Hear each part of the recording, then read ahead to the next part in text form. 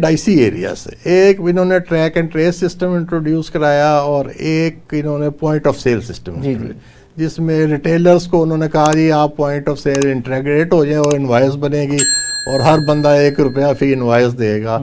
اور انہوں نے فیکٹریوں میں ٹریک اینڈ ٹریس سسٹم لگایا جو کہ جی سیمنٹ میں اور سگریٹ میں کہاں جاتی ہے بن کے. مجھے کسی بھی لاجک میں کسی بھی اسٹڈی میں کسی بھی اس میں یہ آج تک نہیں پتہ چل سکا کہ 1.5 سال ہو گیا کہ اس کی افادیت ہے کیا. مطلب آپ نے پوائنٹ آف سیل سسٹم لگا دیا تو پھر نیکسٹ سٹیپ کیا ہے؟ ان کا تو پلان ہوگا کہ اس سے ریونیو انکریز ہوگا. وہ کیسے ہوگا؟ دیکھیں نا آپ لوگ بڑے سمجھدار ہیں نا. آپ نے ₹1 لینا شروع کر دیا.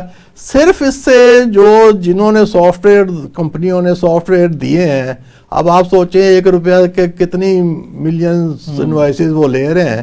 اس کے علاوہ اگر چلے آپ نے پوائنٹ آف سیل سسٹم لگا دیا, میں نے چیز لی ₹10 کی, اس میں مجھے ایک انوائس دے دی ₹11 کی, 10 جمع ₹1 کی, میں لے کے گھر آ گیا. تو اس کے بعد کا کیا سٹیپ ہے FBR کے پاس؟ اس کا ریونیو کلیکٹ کر لے گی.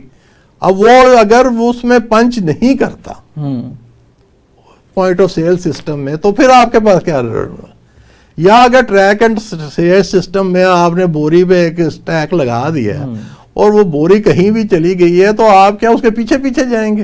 بالکل ایسی. یا اکبری منڈی میں جا کے چینی کی بوری دیکھیں گے جا کے, تو بوریاں تو پھر وہ بوری آپ کو شاید یاد ہوگا ایک زمانے میں چینی ریڑھیوں پہ بھی بکتی تھی. اور ایک زمانے میں چینی وہ ذوالفقار علی بھٹو کے دور میں وہ آپ کو پاس دیے جاتے تھے, راشن کارڈ پھر جا کے چینی ملا کرتی تھی. تو پھر آپ کیا کریں گے؟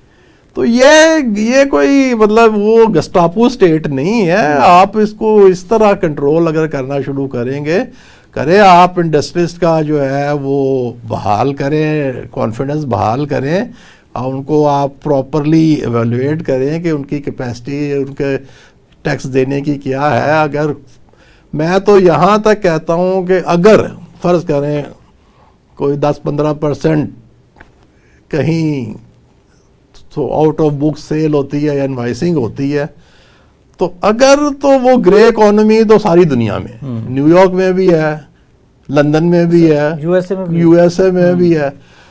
اگر وہ 15-20% چوری ہوا کہ ایک نئی مل لگ جاتی ہے تو اس میں کچھ لوگوں کو روزگار مل جائے گا. کچھ فرق صرف وہاں آتا ہے جب وہ چوری ہو کے پیسہ دبئی چلا جاتا ہے. وہ پاکستان کے اندر پاکستان کے بینکس میں ہمارے جو فارن ریزرو میں انکریز نہیں ہوتا.